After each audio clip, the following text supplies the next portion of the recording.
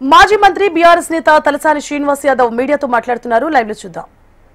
రాజకీయ ప్రాతినిధ్యం, రెండోది నిధులు. బీసీ సప్లాన్ తగినన్ని నిధులు మంజూరు చేసేందుకు మొదటి అసెంబ్లీ సెషన్లో చట్టబద్ధమైనటువంటి హోదా. మహాత్మా జ్యోతిరావు పులే బీసీ సప్లాన్ ఏర్పాటు 2 ఏళ్ళైంది. బీసీ సంక్షేమానికి ఏడాదికి 20,000 కోట్లు, ఏడాదికి 20,000 కోట్లు, 5 ఏళ్లలో 1,00,000 కోట్ల రూపాయలు. 2 ఏళ్ళైంది. 2 ఏళ్లలో 20% కూడా చేయలే. దీంతో పాటు ఎంబీసీ కులాల అభివృద్ధి పర్యవేక్షించేందుకు ఎంబీసీ మంత్రిత్వ శాఖ, విద్య మీద మండలానికి నవోదయ పాఠశాల, చేతి వృత్తులకు సాయం, వృత్తి బజార్ అని పెట్టి, దీంతో పాటు ఇంకా చాలా అంశాలు, రజకులు, విశ్వకర్మ, పద్మశాలి, మునులు కాపు, గౌడ, గొల్ల కుర్మలు, గంగపుత్ర, ముదిరాజు, ఇట్లా చెప్పి మోసానికి తెరలేపారు.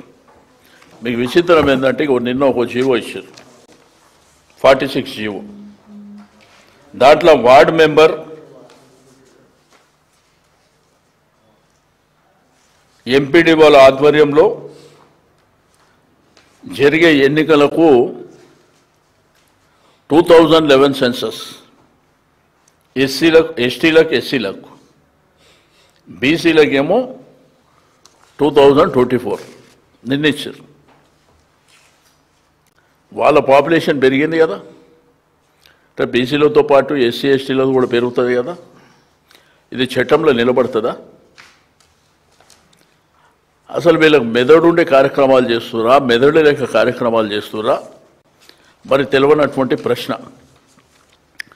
అయితే రేపు 12 గంటలకు మా రాష్ట్రంలో ఉన్నటువంటి మా బీసీ నాయకత్వం, మాజీ మంత్రులు, రాజ్యసభ సభ్యులు, మాజీ రాజ్యసభ సభ్యులు, శాసనసభ్యులు, శాసన మండలి సభ్యులు, మాజీ శాసనసభ్యులు, మాజీ శాసన మండలి సభ్యులు, మా రాష్ట్ర ముఖ్య నాయకత్వం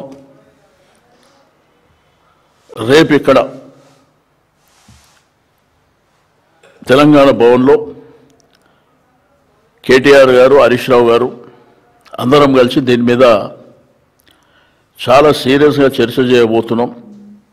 ఈ ప్రభుత్వం మీద ఒత్తిడి పెంచి మేము అసెంబ్లీలో స్పష్టంగా ఒకటే చెప్పినాం, మీది ప్రభుత్వం ఏం చేసుకుంటారో మాకు సంబంధం లేదు. లోకల్ బాడీ ఎలక్షన్ అనేది 42% చట్టపరంగా జరుగుతూనే మేము ఒప్పుకుంటాం. ఎట్టి పరిస్థితుల్లో ఒప్పుకునే సమస్య లేదు. మీరు ఏమి చేసుకుంటారో మాకు సంబంధం లేదు. అది అసెంబ్లీలో చెప్పినాం.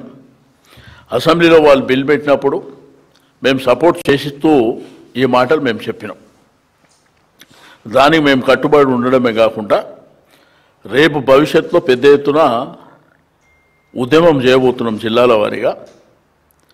దీంట్లో బీసీ సంఘాలను కూడా కలుపుకొని ఆర్ కృష్ణయ్య లాంటి మేధావులని, జాజుల శ్రీనివాస్ గౌడ్ గారు కానివ్వండి, జస్టిస్ ఈశ్వరయ్య గారు కానివ్వండి, మాజీ ఐఏఎస్ చిరంజీవులు గారు, ఇంకా ఎవరెవరు పెద్ద మేధావులు ఉన్నారో మా దాంట్లో బాగా చదువుకున్న వాళ్ళ సంఖ్య, అడ్వకేట్లు కానివ్వండి, ఇంటలెక్చర్స్ కానివ్వండి, యువతరాన్ని కానివ్వండి, యూనివర్సిటీలో కాలేజీలు అందరిని కూడా ఏకదాటిపై తీసుకొచ్చి అందరం కలివిడిగా పోరాటం చేసి ఇది సాధించుకుంటాం.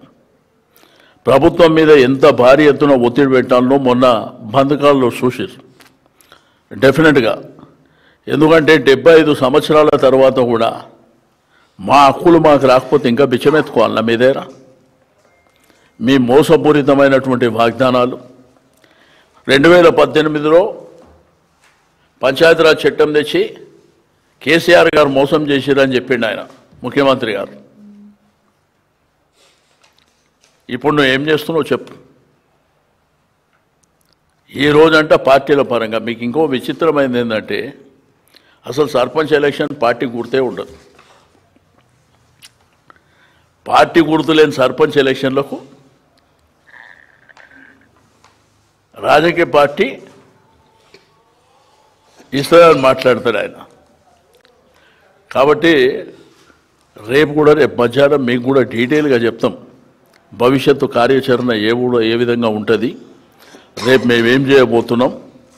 నేను మీడియా మిత్రులకు మీడియా మేనేజ్మెంట్ కూడా రిక్వెస్ట్ చేస్తున్నా, ఇది 150% పైబడి ఉన్నటువంటి జనాభా పోరాటం. ఇది ఆషామాషి 4 వ్యక్తులదో 10 మంది వ్యక్తులదో కాదు. ఇది బీసీ సమాజాన్ని అంతా పైకి లేపుతాం.